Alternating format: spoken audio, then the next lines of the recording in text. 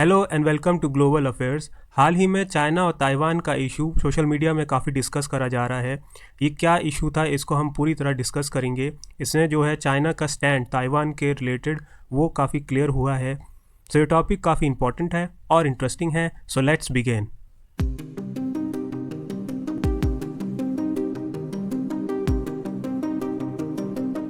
Okay, सो ये है world का मैप और आप देख सकते हैं कि ये है चाइना लेफ़्ट साइड में, और चाइना के बिल्कुल साथ ही में है ताइवान।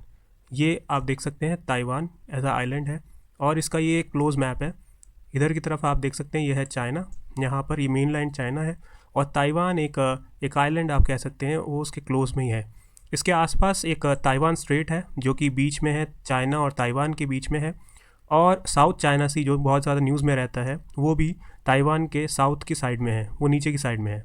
और एक और स्ट्रेट जो है वो लुजोन स्ट्रेट है, फिलीपीन सी राइट साइड में है।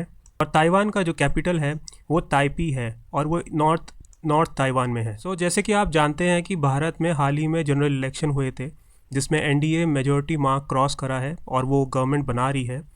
और प्राइम मिनिस्टर मोदी जो हैं वो इस थर्ड टर्म अपना प्राइम मिनिस्टर की स्टार्ट करने वाले हैं। इसी को लेके जैसे वर्ल्ड लीडर्स अपना अपना कंग्रेचुलेशंस और बधाइयाँ दे रहे हैं, इसी तरह से ताइवान जो है उनके प्रेसिडेंट लाई चिंगते ने ग्रीटिंग्स दी थी, जिसको लेके चाइना का जो स्टैंड है वो काफ़ी एग्रेसिव आया है। काफ़ी ज़्यादा ऑनलाइन हेट उसने बोला है कि किस तरह से जो है प्रेसिडेंट जो ताइवान के हैं वो कंग्रेचुलेशंस दे सकते हैं प्राइम मिनिस्टर मोदी को। और इस चीज़ को हम क्लियरली देख सकते हैं इन न्यूज़ आर्टिकल्स के थ्रू। जैसे एनडीटीवी वर्ल्ड ने लिखा है, Taiwan is an inalienable part of China. ये चाइनीज़ एम्बेसी ने कहा है डायरेक्टली। और इससे जो है चाइना का जो स्टैंड है ताइवान से रिलेटेड वो काफ़ी ज़्यादा क्लियर हो जाता है। साथ ही साथ हम देख सकते हैं द हिंदुस्तान टाइम्स ने भी ऐसे ही लिखा है और सिमिलरली द हिंदू ने भी इस चीज़ को हाईलाइट करा है कि जो प्रेसिडेंट लाई चिंगते की जो ग्रीटिंग्स थी प्राइम मिनिस्टर मोदी के लिए, उससे जो है चाइना प्रोटेस्ट कर रहा है। और इस तरह से जो है पहले जो लाई चिंगते हैं प्रेसिडेंट ताइवान के, उन्होंने कंग्रेचुलेट करा प्राइम मिनिस्टर मोदी को और ये कहा कि ताइवान और इंडिया का जो रिलेशन है वो आने वाले टाइम में हम चाहते हैं कि फास्ट ग्रोइंग हो, मतलब आगे बढ़े और उनकी जो पार्टनरशिप है वो काफ़ी अच्छे से बढ़े। जो ट्रेड है, टेक्नोलॉजी है और अदर सेक्टर्स है, उसमें पीस एंड प्रॉस्पेरिटी भी दिखे। और उन्होंने इंडो पैसिफिक, जिस टर्म से चाइना काफ़ी ज़्यादा एंगर करता है, वो चीज़ भी यूज़ करी। चाइना जो है वो मानता है कि ये चाइना पैसिफिक है, वो एशिया पैसिफिक मांगता है। बट हम जो है इंडिया और इंडिया की जो फ्रेंडली कंट्रीज़ हैं वो इंडो पैसिफिक यूज़ करती हैं टर्म। सो इसके बाद जो है प्राइम मिनिस्टर मोदी ने इस ग्रीटिंग का रिस्पांस दिया। उन्होंने थैंक यू कहा और उन्होंने ये बोला कि हम म्यूचुअली अपने जो रिलेशन है उनको आगे बढ़ाना चाहते हैं। इसके बाद जो है चाइना जो है काफ़ी एंगर के थ्रू ये बोलता है कि there is no such thing as president of Taiwan region. मतलब वो मानता ही नहीं है कि प्रेसिडेंट की पोस्ट है भी ताइवान में या नहीं है। और उसने काफ़ी क्लियरली लिखा है कि Taiwan is an inalienable part of China territory, और जो वहाँ के लोग हैं वो भी जो है चाइना की ही एज पार्ट ऑफ टेरिटरी हैं। और इस पूरे ट्वीट से उसने ये बता दिया कि जो ताइवान है वो वहाँ की जो गवर्नमेंट है वो कुछ भी नहीं है, वो सारा जो है चाइना का कंट्रोल में है। इसके बाद जो है ताइवान की तरफ से एक और ट्वीट आता है जिसमें वो बोलता है कि ये जो चीज़ हुई है ये काफ़ी गलत है और cordial exchange of between two leaders, मतलब दो लोगों के बीच में अगर कोई मतलब एक कॉर्डियल एक्सचेंज हो रहा है उसमें जो है इस तरह से बात करना ये काफ़ी गलत है और इन सब चीज़ों से कुछ भी हासिल नहीं होगा। और ताइवान बोलता है कि हम जो है अपने पार्टनर जो है हमारा फ्रेंड है उसके साथ जो रिलेशनशिप है उसको खूब अच्छे से आगे बढ़ाएंगे।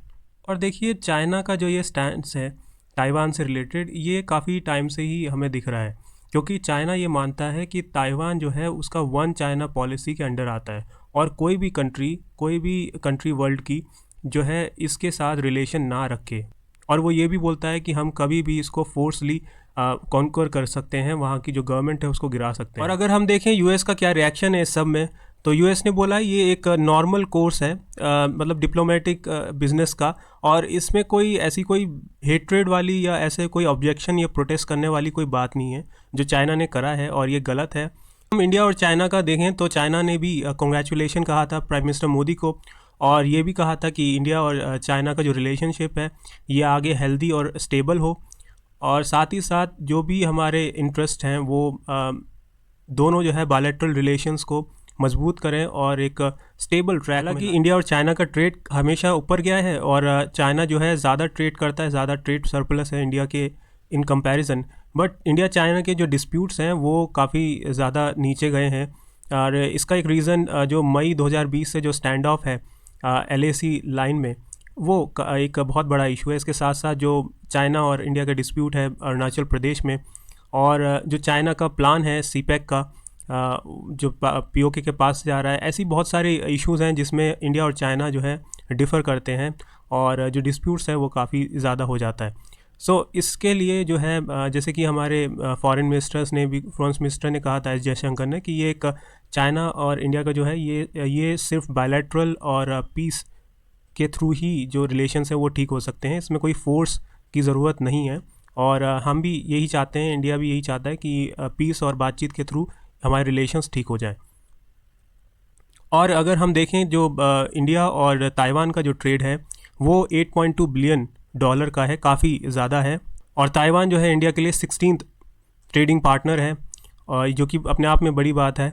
और ताइवान जो एक्सपोर्ट करता है इंडिया को वो $6 बिलियन क्रॉस कर दिया है। ताइवान के अंदर 3,000 जो इंडिया के स्टूडेंट्स हैं वो भी रहते हैं, वहाँ पढ़ते हैं। और ताइवान ने जो है अपनी ऑफिशियल एम्बेसी इंडिया में नहीं खोली है, उनकी जो एक रिप्रेजेंटेटिव ऑफिस होता है जो उन्होंने 2 जगह पे खोल रखा है और एक थर्ड जो जगह है मुंबई वो उसमें खोलेंगे। इस तरह से हम देख सकते हैं कि इंडिया और ताइवान के रिलेशन भी काफ़ी अच्छे हैं और ओवर द इयर्स एक पोटेंशियल मार्केट है इंडिया के लिए जहाँ पर हम इन्वेस्ट कर सकते हैं और वहाँ से भी जो है एक्सपोर्ट भी कर सकते हैं और बहुत सारी अच्छी अच्छी चीज़ें इंपोर्ट भी कर सकते हैं।